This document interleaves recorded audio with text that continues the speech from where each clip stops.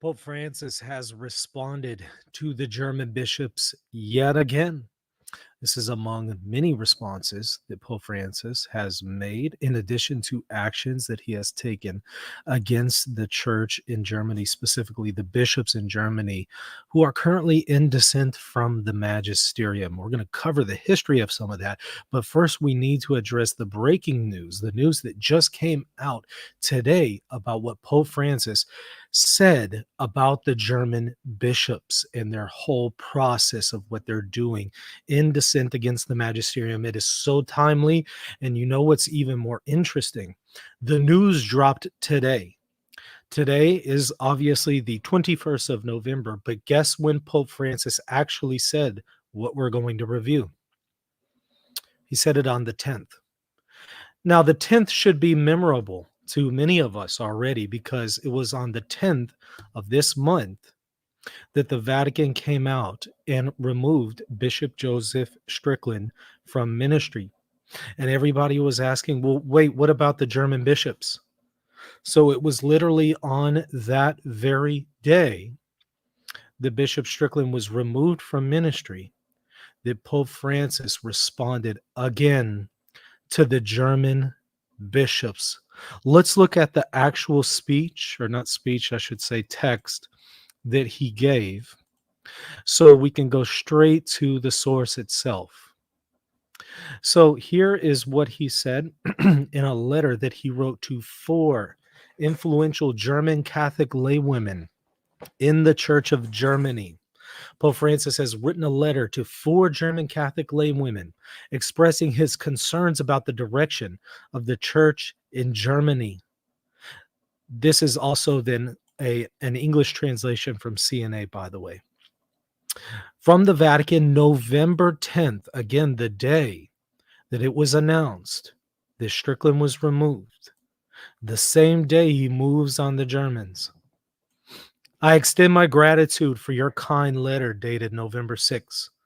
Your concerns regarding the current developments within the church in Germany have reached me, and I share your concerns. These are people who have left, who have resigned from key positions in Germany. We'll learn about that here in a moment. They had concerns about what's going on with the German bishops. They resign, and Pope Francis shares his concerns with them. There are indeed numerous steps being taken by significant segments of this local church that threaten to steer it increasingly away from the universal church's common path. Mic drop. He is saying the German bishops are threatening church unity. In other words, they are pushing for schism. Now, make no mistake about it, some of these German bishops are already materially in schism. They have not yet entered into a formal schism yet. And Pope Francis is doing his best to avoid that. But they are materially in schism in several ways. And he's saying Germany is threatening the unity of the church with what it is doing. This doubtlessly includes the establishment of the synodal committee you referenced. So they wrote a letter to him on November 6th, and they're referring to the problems with the synodal path in Germany. And Pope Francis is saying, I agree with you. This committee aims to set up a consultative and decision-making body. However, as outlined in the corresponding resolution, its proposed structure is not in alignment with the sacramental structure of the Catholic Church. Consequently, its formation was forbidden by the Holy See in a letter dated January 16th, 2023, which received my specific endorsement. We're going to look at that letter here in a moment, but he is saying, make no mistake about it, Germany and what it is doing with the synodal way is not Catholic. It is pushing for schism, and it is contrary to Catholic ecclesiology, the way the church is structured, the way bishops function. They do not have the authority to act in the way that they are acting. And so It is clear, and we'll continue reading the letter here in a moment, but this is big because he is cutting them off at the head.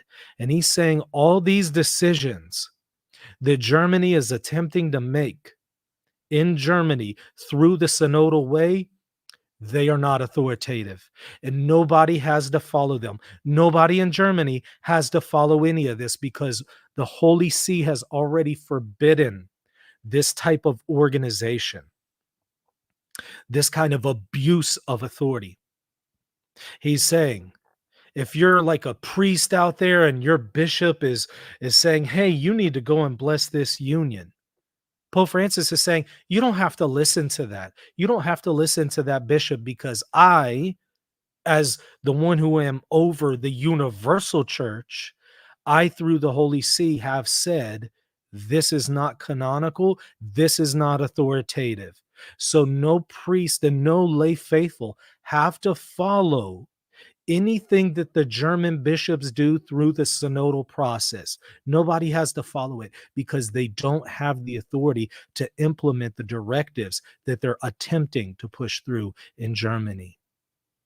So, in other words, people can rest assured in their conscience that they're not dissenting against lawful authority because the Pope is saying they don't have this authority. He's cutting them off at the head. So, he's not only addressing issues with gay blessings, he's also addressing issues with women's ordination. And we're going to see what else Pope Francis has said and done about these things.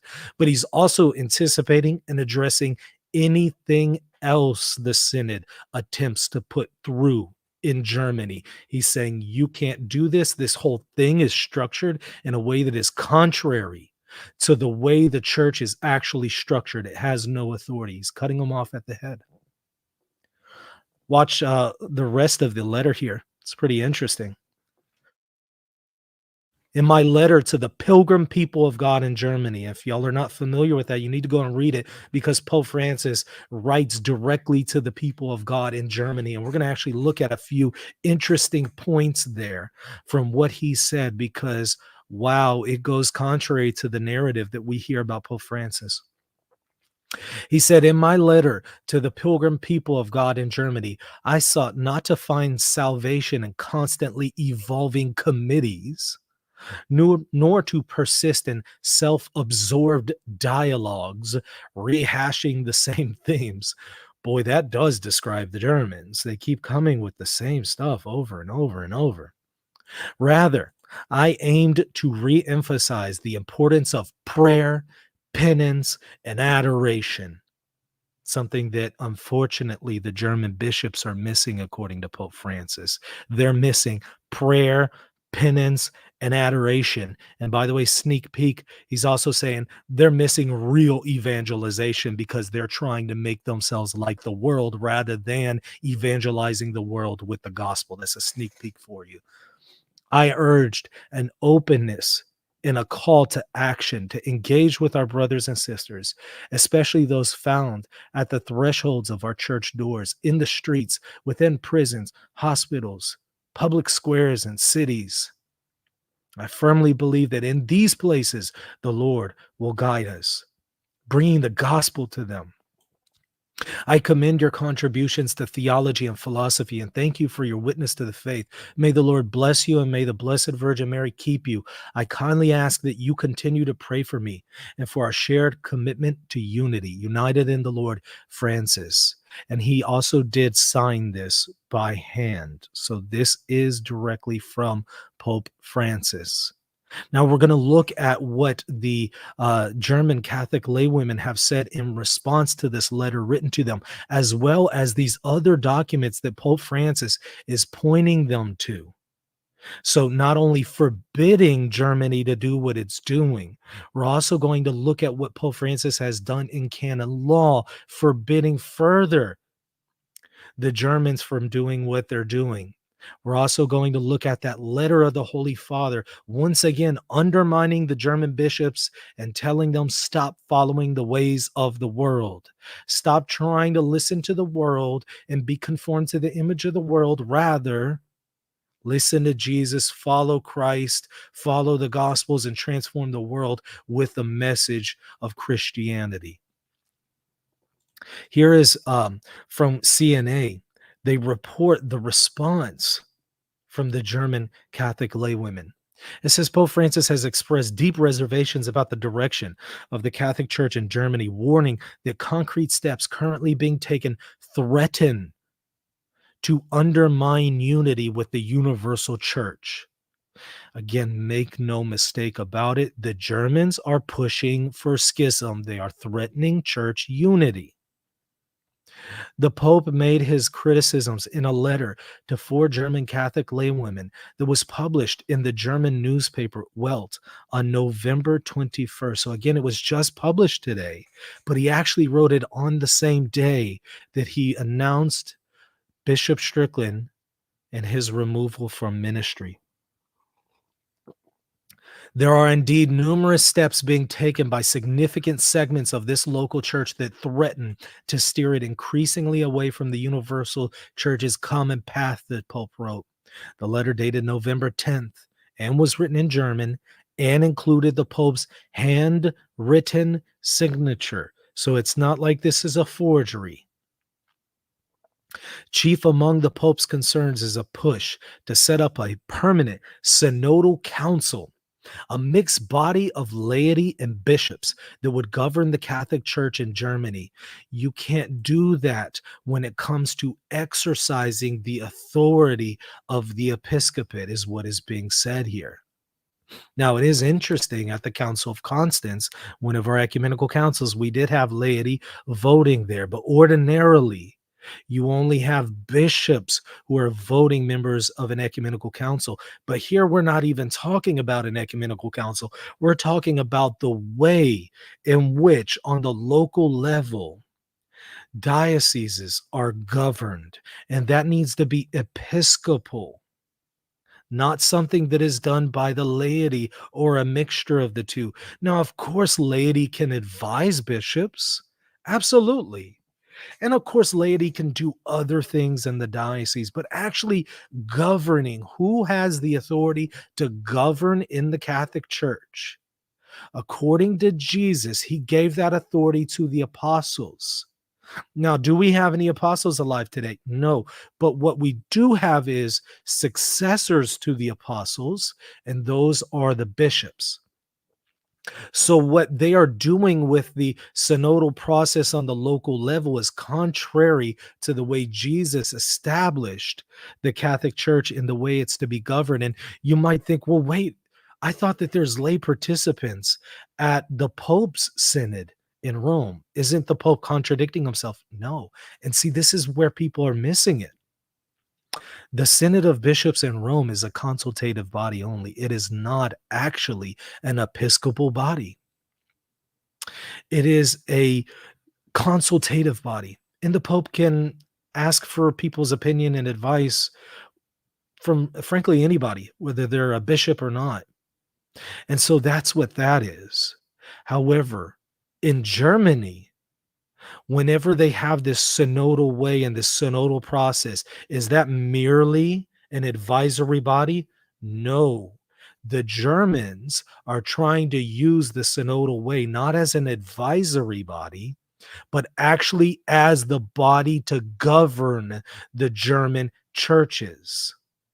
So, in other words, what Pope Francis is doing in Rome, with laity being involved in consulting the Pope, is not an issue. But what the Germans are doing with the synodal way, with mixing laity and bishops in governing the church, that is a problem. Now, this obviously goes against the narrative of people who have been saying the Pope is trying to change the structure of the church with the Synod of Bishops in Rome. No, he's not. It's a consultative body. This isn't something established by Jesus.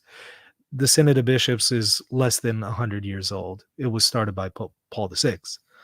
So it's not something that goes back to Jesus. This is not something that's part of the constitution of the church. But you know what is part of the constitution of the church? Government on the local level.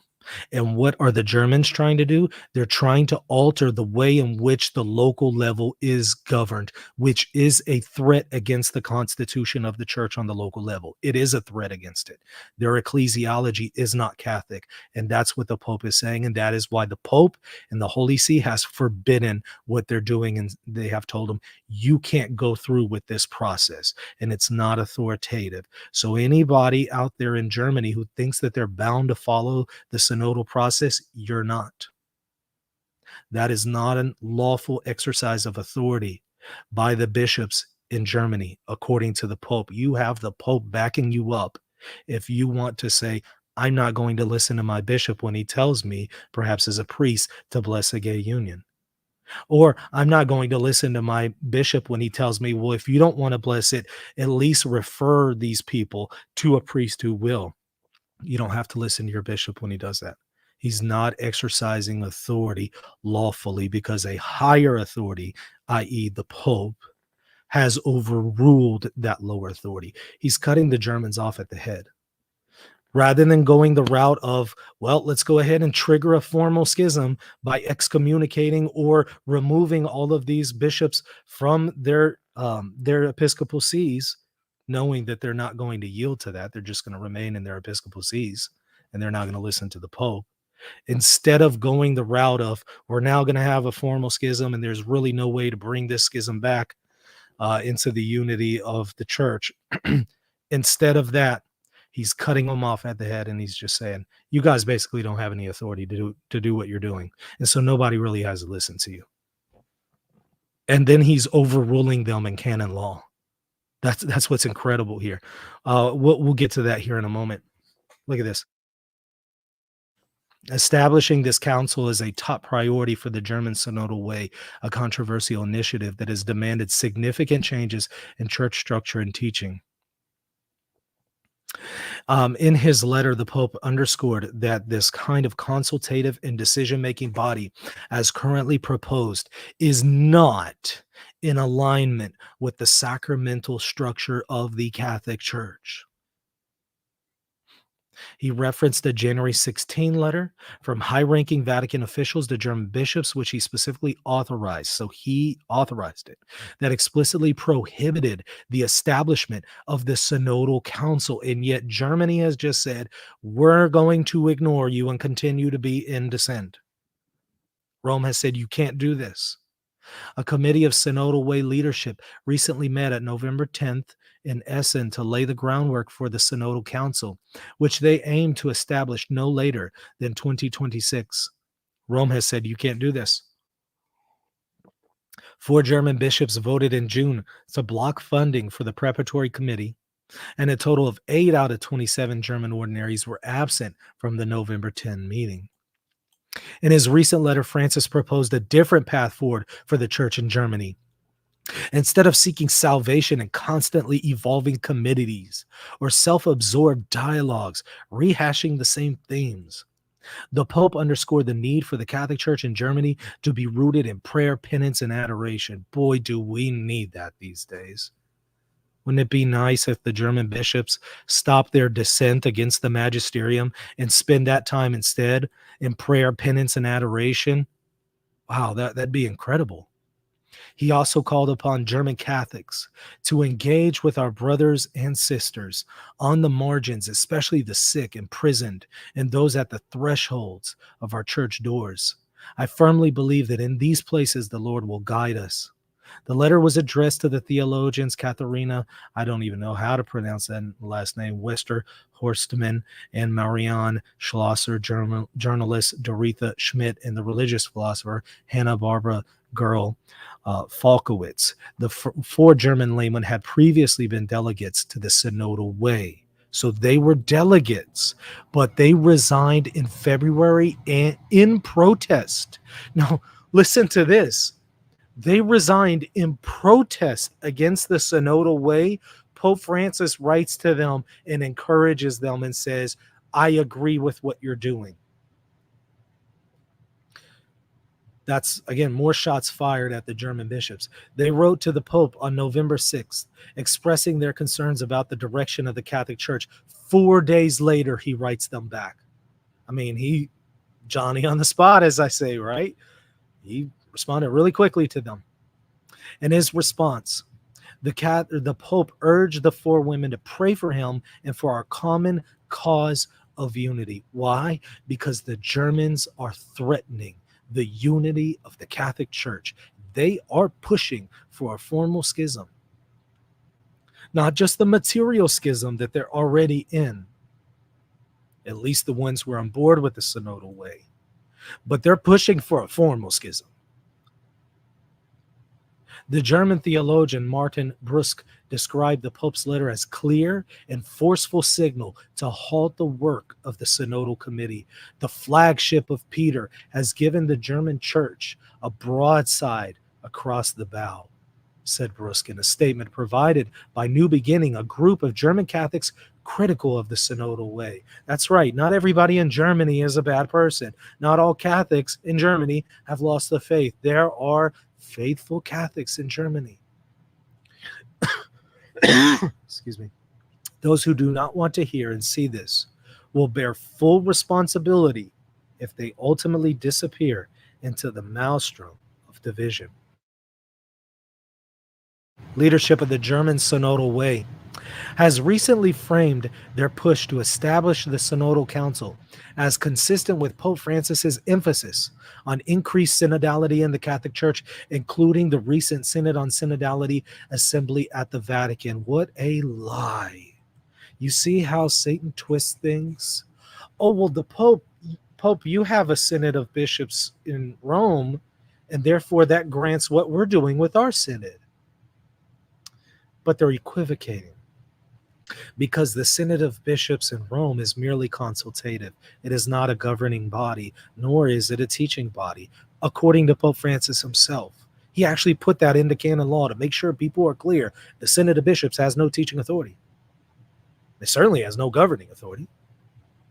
But then they're equating Rome and its Synod of Bishops with the actual Synod or synodal way in Germany, which itself is not merely an advisory body. It is a body that is attempting to govern the church in Germany. And so they're trying to equate it and map it onto what the Pope is doing, but it's not the same, which is why the Pope has been telling them, stop doing what you're doing. You're threatening the unity of the church. I do not give you authorization to do this. You're harming the unity of the body, and you're actually violating the way in which Christ established the governance of his church. It gets even more interesting as we continue through this issue. Let me continue with the article before we actually go to some of the other things that Pope Francis has been saying. In an October 29 statement, Thomas Sodding, vice president of the Central Committee of German Catholics, described the Vatican Assembly as a confirmation of the synodal way in Germany. Again, gaslighting us to think that it's somehow the same. He added that German plans to establish a permanent synodal council were consistent with the October Synod's reports call for greater decentralization, except the Pope has literally told him you can't do this. The German Synodal Way, a joint effort of the German Bishops' Conference and the ZDK, was launched in 2019. The non-canonical process concluded its initial stage in March, passing resolutions to not only move forward with establishing a synodal council, but also to bless same-sex unions and push for women's ordination at the level of the church. Now, we've already seen Pope Francis in 2021 and reiterated this as recent as July. And Cardinal Fernandez reiterates this as recent as September 30th. The Pope says you cannot bless sin. You cannot bless gay unions. It's signed by Pope Francis. This is an act of the magisterium. It is authoritative, and it is still the direction that Pope Francis is taking things. Nothing has changed. It says God does not bless sin, and therefore the church cannot bless sin. The church does not have and cannot have the power to bless unions of persons of the same sex in the sense intended above. And read through this document. It is incredible because it literally is rebuking what the German bishops are doing explicitly. Pope Francis says you can't do that. It has been reiterated multiple times as recent as about a month and a half ago. Not only that, the Pope puts into canon law, into canon 1379, an automatic excommunication for anyone who attempts to ordain a woman. That is a shot directly at the Germans. People say, well, what is he doing about the German bishops? I am showing you right here. He puts into canon law, if you attempt to ordain a woman, you're automatically excommunicated. Both a person who attempts to confer a sacred order on a woman and the woman who attempts to receive the sacred order incur an automatic excommunication reserved to the apostolic see. So only the Pope can remove it. And that the one who attempts to ordain a woman may be punished by dismissal from the clerical state. So not only is the bishop who attempts to do this automatically excommunicated, the Pope can also remove him from ministry. Now he can do that, period, but even canonically, dismissal from the clerical state. I'll also say, again, he also puts in his magisterium authoritatively. This is a matter of faith and morals, and it is authoritative. The church cannot bless unions of persons of the same sex. Pope Francis signed it. That is what he's doing with the German bishops. And he's continuing to say, stop doing what you're doing. But wait, there's more. There's more of what he's doing. There's more. Let me show you one of the documents that he referenced in his letter to these 4 lay German women. Was this from January of 2023. This telling the Germans once again, you cannot move forward with this synodal path. This is an act of the magisterium. It's from the state secretariat. He explicitly approves of it. You can read this. It's multiple pages. And it is very clear the Holy Father has approved this letter in forma specifica and ordered its transmission. Now, if you follow this channel at any length, you know what forma specifica is because I go through the magisterium with you in specific form. So if the Pope approves something in specific form, that means the Pope is approving of this document line by line, word by word. It's not a general approval where he just kind of approves of the idea, but not necessarily a line by line analysis. No, it means line by line, the Pope has approved of just every single word and detail in here. I approve of it in specific form.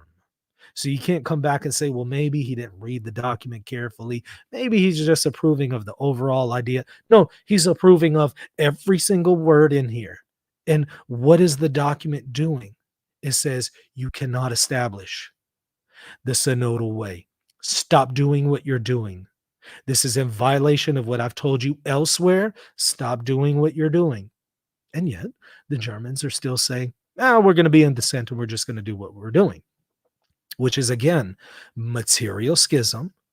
And it's only a matter of time before this spills over into a formal schism. And Pope Francis is doing what he can to avoid a formal schism, because as soon as a formal schism happens, it will almost never be healed in church history. And that schism will continue to grow. We still are dealing with the German Reformation. We're still dealing with schism with the Eastern Orthodox and Oriental Orthodox and Assyrian Church of the East. Those have never been healed. So before we end up in a formal schism, he's trying to rein them back in, and not just with words, but also putting things into canon law putting things into the magisterium.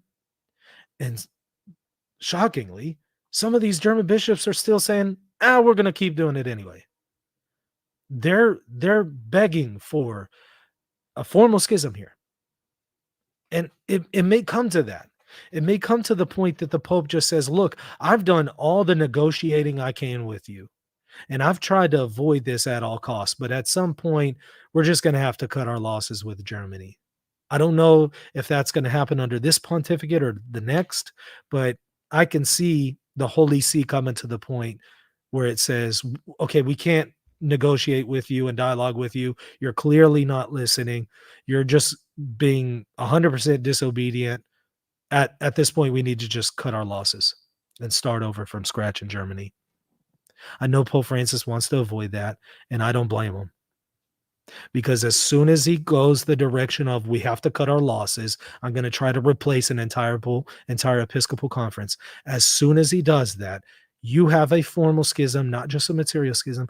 You have a formal schism, and that thing will not be healed in church history. And that schism will grow in church history. And 300 years from now, we'll be talking about this new schism that started in Germany in the 21st century that has millions and millions and millions of adherents, not only in Germany, but they might even then go and start disseminating and sending bishops out to other countries and bringing people on board with their parallel church, just like the reformers did.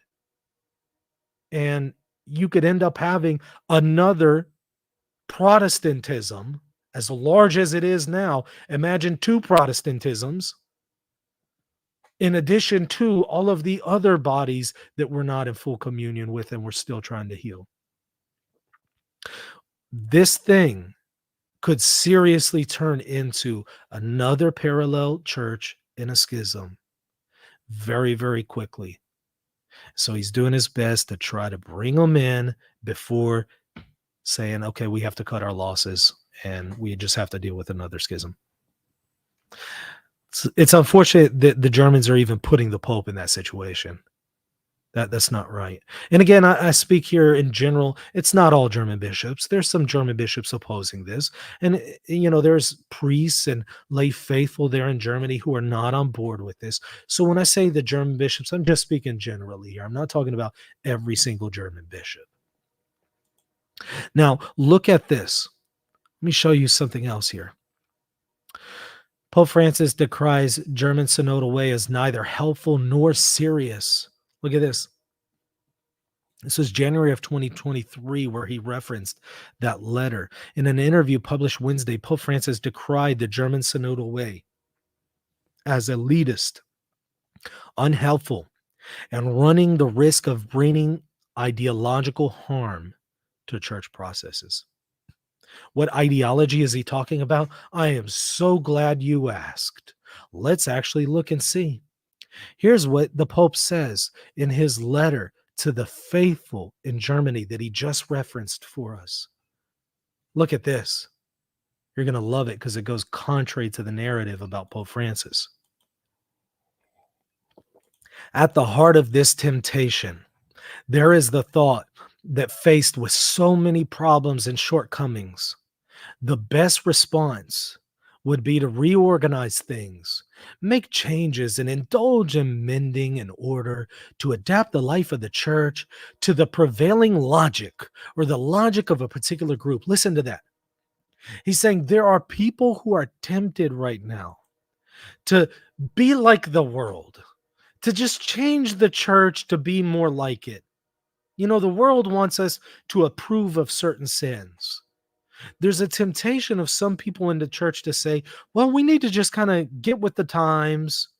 Everybody is saying that we need to go this direction. Why don't we just go that direction? He's saying there's a temptation that people have to do that. But following this path, it could seem that everything will be resolved and things will be redirected if the church's life enters into a determined new and ancient order that does away with the tensions of our human existence and those that the gospel itself wants to create. Following this path, the church's life, scroll down a little bit more here. See? One second. Mhm. Following this path, the church's life could eliminate tensions, be in order and in tune, but it would only mean that the church over time would fall asleep and the heart of our people would be tamed and would shrink until the vital and evangelical force that the Spirit, that is the Holy Spirit, wants to give falls silent. This would be the great sin of worldliness and of the anti-evangelical worldly spirit. Oh, it's about to get really good. But do you hear what he's saying? He's saying those of y'all who are tempted to redo the structures of the church and its doctrines to make it look like what the world wants. You guys want women's ordination. You guys want to approve gay blessings. You guys want to accept sexual immorality because that's what the world tells us we need to do. He's saying those of y'all who are tempted to do that with the Catholic Church, you're falling away from what God wants and what he has called us to. You're falling to worldliness and a worldly spirit. Oh, it gets even better. He throws out the word modernism. Speaking of modernists, look at this. This would be the great sin of worldliness in the anti-evangelical worldly spirit. There would be a good, well organized, and even modernized church, but with no soul or gospel newness. We would live a vapid Christianity with no evangelical flavor. Today, we are called to manage the imbalance. We cannot do something good evangelical if we are afraid of imbalance. We cannot forget that there are certain tensions and imbalances that have the flavor of the gospel and that it is essential to keep because they announce a new life. This is why it seems important to me not to lose sight of what the church has taught many times, that we are not justified by our works or our efforts, but by the grace of the Lord who takes the initiative. Without this theological dimension in the various new initiatives and proposals that will be implemented, we will repeat what today is preventing the church from announcing the merciful love of the Lord. The way in which the current situation will be faced will determine the fruits that will emerge later. For this reason, I ask that it be done in a theological key so that the gospel of grace with the eruption of the Holy Spirit may be your light and guide as you face these challenges. Whenever the church has tried to resolve her problems alone, trusting and focusing solely on her own strengths or methods, on her intelligence, will, or prestige, she has ended up increasing and perpetuating the very evils she has sought to overcome. Forgiveness and salvation are not something we must buy or which we should acquire by our works or our efforts. He forgives us and frees us without charge. I mean, this is like an 11-page document. You probably didn't hear about it from Catholic or secular media. It's been out for about a year now. But what he's saying is, when you try to operate out of human worldliness or human wisdom, or the church tries to operate on its own instead of following God and his commandments and what he teaches us, when you try to do that, you're going to fall flat on your face and you will perpetuate the very evils that you were trying to overcome. Is this the modernist Pope Francis that we always hear about? He's writing directly to the people in Germany. He's bypassing the bishops. He just skipped them. He just went straight to their lay faithful and said, look, here's the deal. We can't become like the world. Your bishops are trying to be like the world. Your bishops are trying to say, yeah, let's go ahead and embrace women's ordination and gay blessings and all this and that. He's saying your bishops are doing that, but I'm bypassing those. I'm talking directly to you. We can't do that. If we do that, we're abandoning the gospel. You can imagine the bishops in Germany are not happy that the Pope has taken this action. directly with their flock.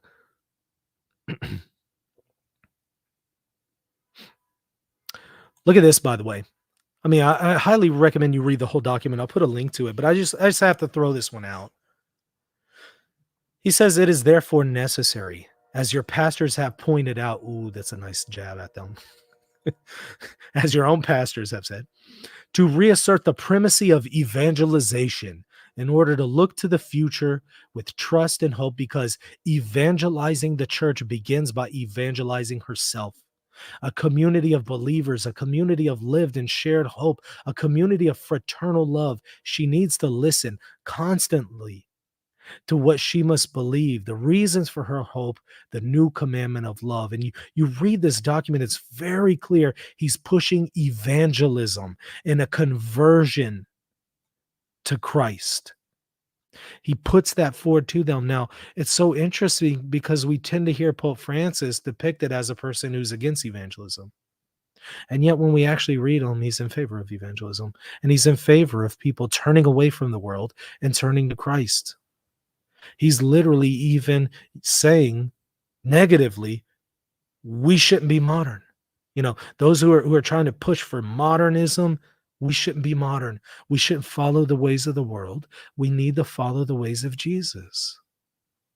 I put a link to that in the show notes. Go read the whole thing. It's about 10, 11 pages, so I'm not going to read the whole thing to you right now.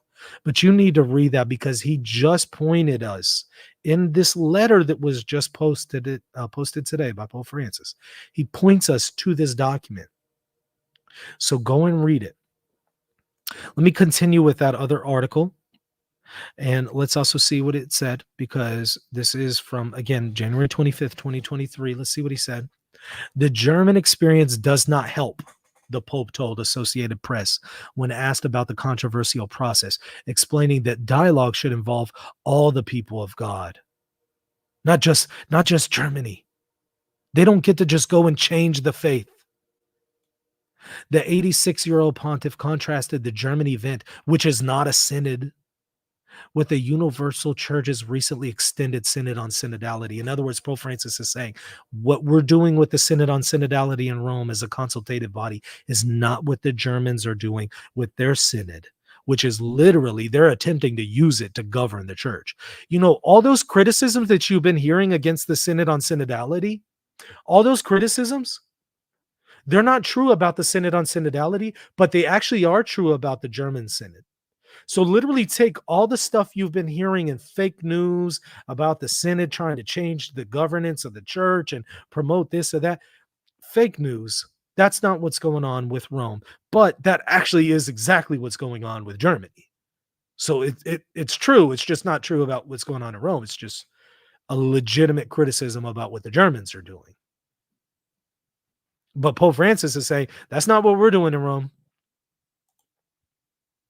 Francis said on Tuesday that the Global Synod's aim was to help this more elitist German path so that it does not end badly in some way, but so is also integrated into the church. In other words, before this turns into a schism.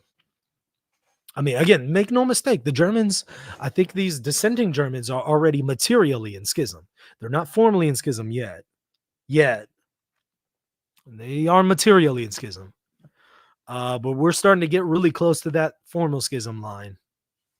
While Pope Francis did not delve into details of the demands made in Germany, he plainly described the synodal way as perilous. Here, the danger is that something very, very ideological trickles in. When ideology gets involved in church processes, the Holy Spirit goes home because ideology overcomes the Holy Spirit. He said in the wide-ranging interview that also included remarks about the church's stance on homosexuality, the loss of Emeritus XVI, and his help. You know what interview we're talking about here? Let me remind you. That was the interview where Pope Francis said homosexuality is a sin. Yes. And then he was asked to clarify, hey, you say this is a sin. What are you talking about? Are you talking about the act? Are you talking about a person's attraction? Like what's going on here? Are you saying that everybody is a mortal sin? Like, what do you mean by it's a sin? Listen to what he says when he's asked for clarification. When I said it is a sin, that is homosexuality, because that is a direct quote. Homosexuality is a sin. That's what he said.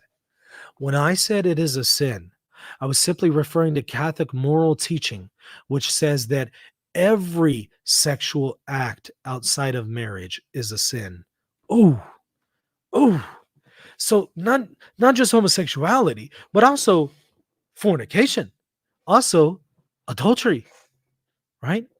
Same-sex acts and heterosexual acts that are outside of the marital act. Those two are sinful. I mean, he's doubling and tripling and quadrupling down.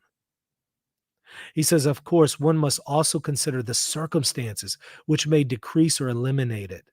In other words, you also have to consider, let's say a person is struggling with this particular sin that is objectively a grave sin. You do also have consideration of mitigating circumstances, a lack of knowledge, mitigating circumstances on the will, a lack of full consent, and confessors have to take that into account. They do it all the time in the confessional. They hear all the time grave matter, but then they also consider the consent of the will, knowledge, ignorance, stuff like that. But he didn't retract. He didn't say, oh, well, no, I misspoke. I don't mean that it's a sin. He said, yeah, it's a sin. Not only is it a sin, but this shouldn't be news to us because every act outside of the marital act is a sin. Everything. So if you engage in a sexual act outside of the marriage between a man and a woman, and he describes marriage as only between a man and a woman, if you have a sexual act outside of that context, it's a sin. Now, is that what the German bishops are saying? No, the German bishops are saying the exact opposite. They're saying, no, this is okay.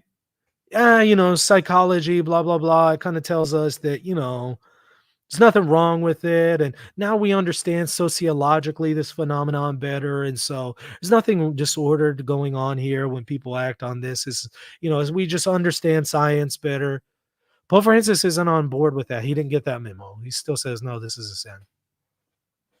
And then he puts it into the magisterium. You can't bless sin. And then he puts into canon law, if you attempt to ordain a woman, you're excommunicated. He sends letters to the German bishops authoritatively telling them in specific form, line by line, you cannot go forward with the German synodal path. They continue to do so, and now he's writing once more again to Germany, stop doing what you're doing. This is not Catholic. And he's cutting them off at the head by saying, basically, you don't have to listen to the German bishops if they continue to do this. If they're going to impose something on you that is coming from the German synodal path, the Pope is saying, you don't have to listen to it. Church in Germany. Priests, bishops who are not on board with it, priests, lay faithful in Germany, you have a higher authority speaking to you, the Pope, directly speaking to you, telling you, you don't have to listen to the German bishops if they tell you to do something that is wrong and that is contrary to what the church teaches. He says you don't have to listen to that. So again, if a priest is asked to go and bless a gay union, a priest in Germany doesn't have to listen to his bishop because his bishop doesn't have the authority to ask the priest that. Now, if the bishop asked him, I want you to be a pastor at this parish and not that parish, that's within his authority. But if it's something coming out of the German synodal way, bless this, you can't say that this isn't sin. You need to be able to be willing to participate in women's ordination, and you need to receive this woman priest in your parish or just whatever. You don't have to listen to that according to the Pope. He's overruled the German bishops. Well, I think that it is unfortunate that the Germans are doing this, and I honestly do think that if they don't turn this around, the Pope's going to have to step it up with even more than this. And I don't know what that means other than we're going to see a formal schism from Germany, and we're going to have to start over in Germany. And I just don't want to see that happen. Because as I've mentioned before, every time in church history, when we have a formal schism, it's almost rarely healed. I can think of maybe the Donatists And that was kind of healed because you had the emperor persecuting them in some cases. So you had militaries attacking these churches effectively, if I recall, in some cases. And so it was stamped out more by governmental structures than anything. But in the case of just the church healing a schism, it's just so rare to have a formal schism reverse. They tend to, in history, just move forward and grow and grow and grow and get bigger and bigger and bigger.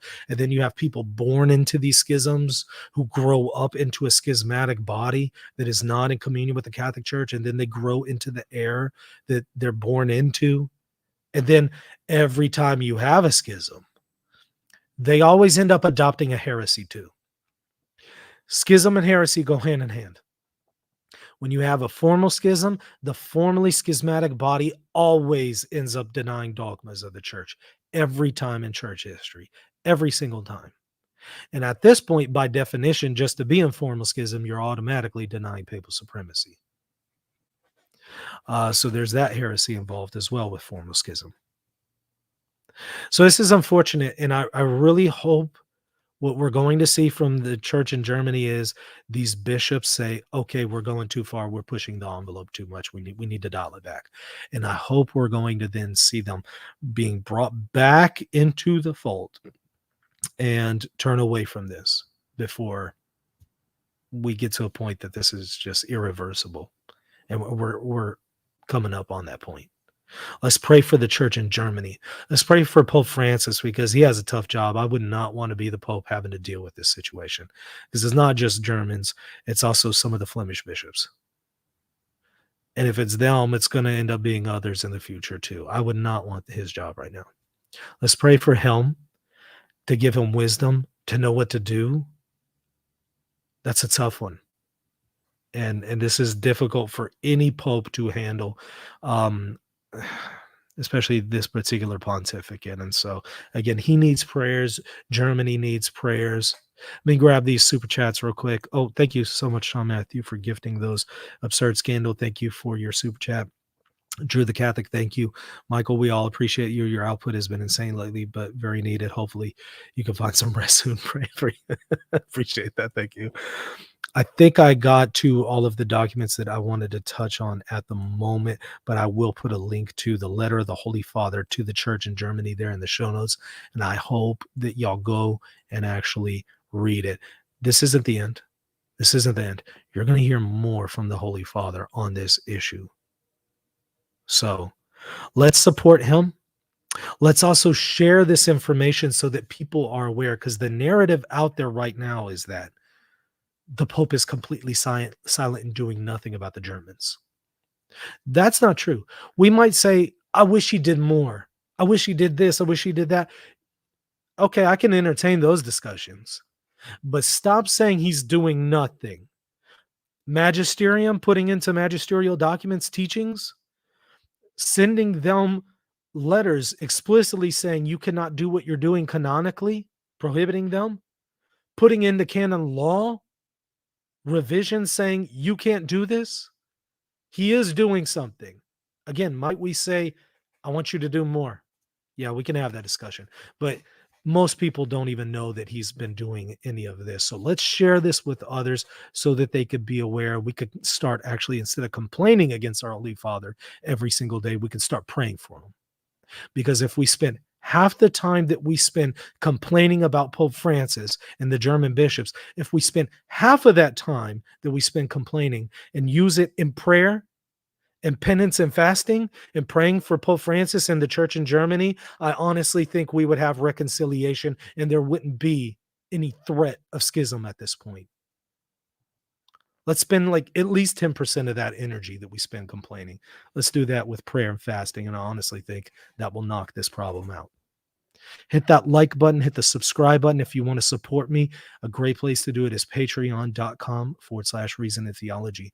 You'll get access to extra content, inside material, all kinds of stuff. So check that out. Also, check the the GoFundMe link and the PayPal link there in the show notes if you would rather support me through those means. So I would greatly appreciate it. This is what I do full time, and so I rely on the generosity of donors and patrons. So please consider doing that. And also, I covet your prayers. So please pray for me and this ministry here, and more importantly, for Pope Francis and the peace and unity of the church. Okay, that's going to do it. We'll see you later. God bless. Are you a Catholic thinking about converting to Eastern Orthodoxy? Or are you a Protestant discerning whether or not to become Catholic or Eastern Orthodox? If so, I have the book just for you. It's called Answering Orthodoxy, and engages all of the arguments that Eastern Orthodox use against the Catholic Church. I respond to all of them. I show that they are in error, and in fact, they're inconsistent, because the things that Orthodox are objecting to are in fact found in their own tradition. So the fullness of the faith can only be found in the Catholic Church. Check out the book right now at shop.catholic.com for your copy today. Hey everybody, just wanted to tell you about my new free ebook, Church Chaos, Biblical Insights for Confused Catholics. If you are a confused Catholic and you're thinking about leaving the Catholic Church, or you're thinking about converting to the church, but you see that there's a crisis in the church and you're just unsure, this is the book for you. Again, it is free. Just simply go to reasonandtheology.com. You'll see a pop-up that comes up on your screen. Just simply click on it and you'll put in your email and it will provide you the free PDF ebook right then and there. Please check it out if you're confused about the situation in the Catholic Church today. reasonandtheology.com.